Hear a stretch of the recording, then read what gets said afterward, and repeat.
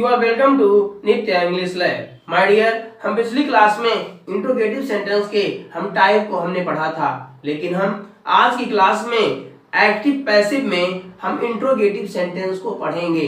लेकिन हम interrogative sentence पढ़ने से पहले इंट्रोगेटिव सेंटेंस में एक्टिव वॉइस स्ट्रक्चर को समझ लेते हैं और पैसिव वॉइस स्ट्रक्चर को हम समझ लेते हैं।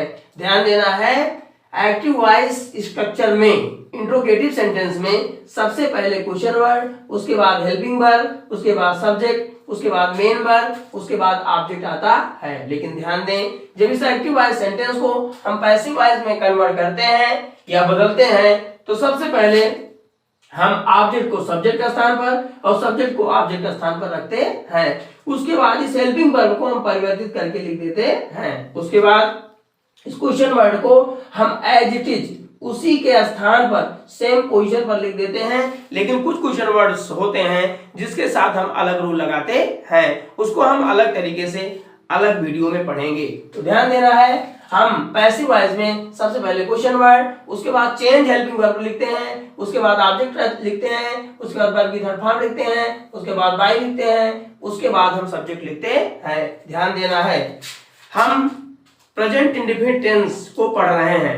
कहने का मतलब होता है कि यदि आपका interrogative sentence present indefinite tense में होगा तो ध्यान देना है उसमें हम प्रेजेंट कंटीन्यूअस टेंस की हेल्पिंग वर्ब का प्रयोग करते हैं। तो ध्यान देना है, इस रूल को हम थोड़ा सरल बनाने के लिए सबसे पहले हम उसकी स्ट्रक्चर को हम लिख लेते हैं। तो ध्यान देना है, हम इसमें सबसे पहले जब आपका टेंस इंट्रोगेटिव सेंटेंस में होगा तो हम उसकी पैसिव वॉइस बनाने के लिए सबसे पहले हम क्वेश्चन वर्ड लिखते हैं,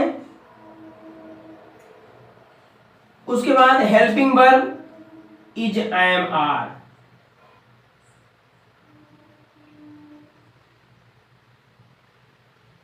उसके बाद हम क्या लिखते हैं, इज, एम, आर लिखते हैं। उसके बाद हम ऑब्जेक्ट लिखते हैं और यदि वाक्य में नॉट रहता है अर्थात सेंटेंस का आप निगेटिव रहता है तो नॉट लिख लेते हैं। उसके बाद हम वर्ब की थर्ड फॉर्म लिखते हैं, उसके बाद हम बाय लिखते हैं, उसके बाद हम सब्जेक्ट लिखते हैं, लास्ट में हम क्वेश्चन मार्क लगाते हैं। ध्यान दें, हम सबसे पहले हम सेंटेंस लिखते हैं, जैसे मैंने लिख दिया यहां पर डू, उसके बाद मैंने लिखा आई हेट यू। तो ध्यान देना है, हम पैसिव वॉइस बनाने के स्ट्रक्चर को हम सबसे पहले हमने लिख दिया है। तो ध्यान देना है कि सबसे पहले हम क्या करते हैं, सब्जेक्ट और ऑब्जेक्ट का परिवर्तन। तो आपका सब्जेक्ट ये हुआ, आपका ऑब्जेक्ट ये हुआ। तो ध्यान देना है, इसको हम इसके स्थान पर पहुंचाते हैं और इसको हम इसके स्थान पर ले जाते हैं। तो ध्यान देना है, यू हमने यहां पर लिखा, मतलब ऑब्जेक्ट को हम यहां सब्जेक्ट के स्थान पर लिखा और सब्जेक्ट को हम ऑब्जेक्ट के स्थान पर। इसके पहले मैंने लिखा बाई और बाई के बाद मैं आई ले आया, इधर मी हो गया। ध्यान देना है, हमने एक काम कर लिया।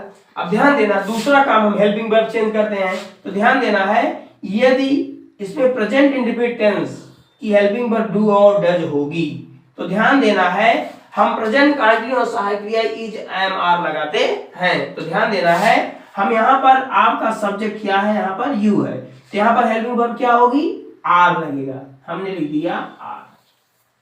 उसके बाद तीसरा काम हम क्या करते हैं, हम क्रिया की थर्ड फॉर्म लिखते हैं। उसके बाद हमने लिखा हेटेड, आपकी पैसिव वॉइस बनकर तैयार हो गई।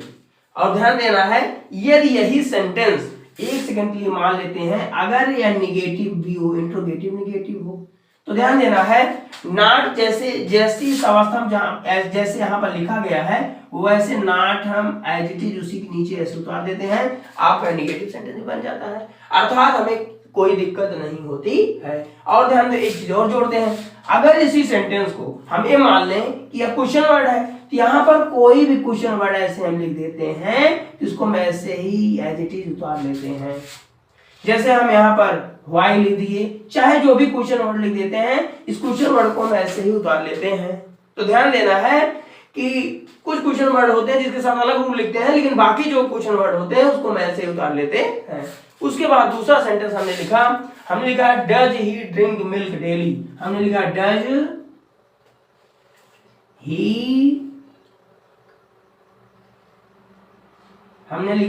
ही drink milk daily. Does he drink milk, उसके बाद मैंने लिखा डेली। तो ध्यान देना है, हमने आपके सामने सेंटेंस लिख दिया।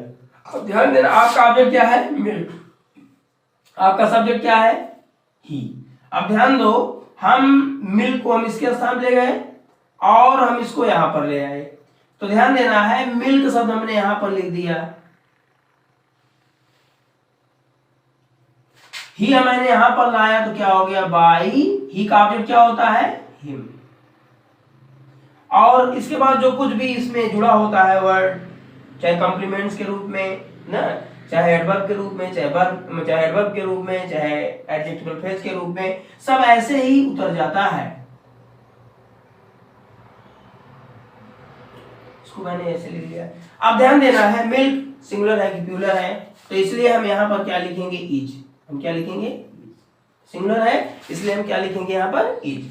उसके बाद मैंने इज, उसके बाद मिल्क, ड्रिंक थर्ड फॉर्म क्या होगी? ड्रैंक। DRUNK, drunk.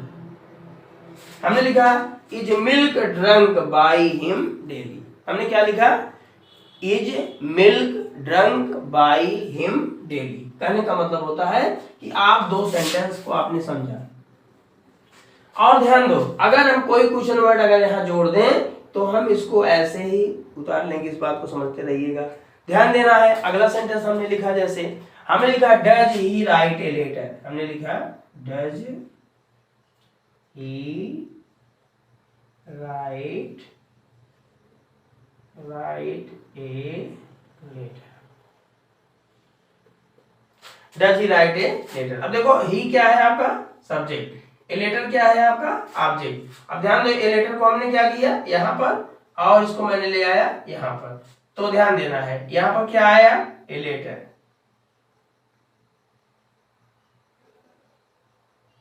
ही यहां चला गया, तो हमने क्या लिखा? By him. एक काम मेरा हो गया। अब लेटर क्या है? सिंगुलर है, इसलिए हमने क्या लिखा? इज। प्रेजेंट कंटिन्यूअस साइकिल क्या लग जाएगी यहाँ पर? इज। हमने पहले इसको बता दिया है कि ये जो प्रेजेंट इंडेफिनिट टेंस रहेगा तो डू और डज आएगा। जब डू और डज आता है तो present continuous cycle is, am या आर लगाते हैं। तो हमने लिखा इज ए लेटर, उसके बाद मैंने क्या लिखा? Written by him. ध्यान दें, एक चीज मैं और बता रहा हूं, यदि अब आपका सेंटेंस या निगेटिव होगा, मान लो यहां पर जैसे नॉट है, नॉट, तो ये नॉट शब्द इसी पोजीशन में यहां लेटर के साथ तुरंत ही लिख दिया जाएगा। अर्थात इसमें कोई बहुत सोचने समझने की जरूरत नहीं है। हम इंट्रोगेटिव सेंटेंस में नॉट शब्द को सब्जेक्ट से चिपका कर रखते हैं, इस चीज को हमेशा ध्यान देंगे तो आप गलती कभी नहीं करेंगे। ध्यान देना है, इसमें भी अगर हम यहाँ पर व्हेन शब्द लगा दूं तो क्या होगा? ऐसे उतर जाएगा।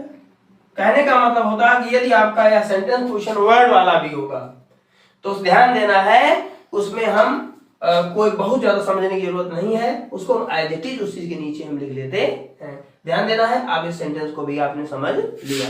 उसके बाद हम दूसरे सेंटेंस को देखते हैं। आप इसे अगर उतारना चाहते हैं तो उतार लें, स्क्रीनशॉट लेना चाहते हैं तो भी ले सकते हैं। हम अगले सेंटेंस को समझते हैं।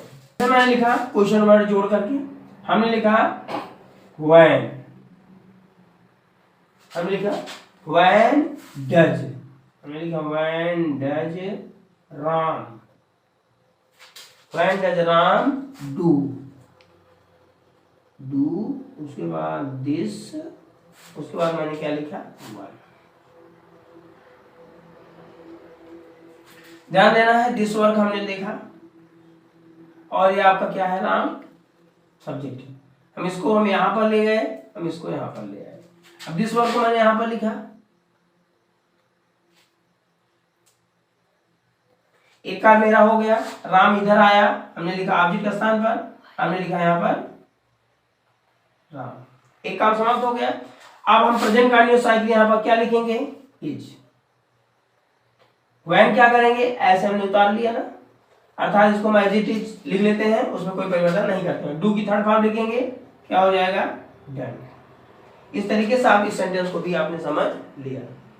जैसे हमने दूसरा सेंटेंस लिखा, जैसे मैंने लिखा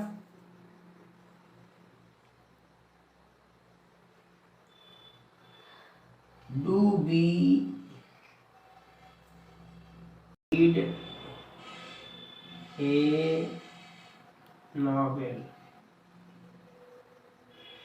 क्वेश्चन मार्क। अब ध्यान देना है, हमने बी, उसके बाद ए नॉवेल, इसको हम यहां पर ले गए, हम इसको यहां पर ले आए, हमने ए नॉवेल यहां पर लिखा, बी आ गया बाई एस,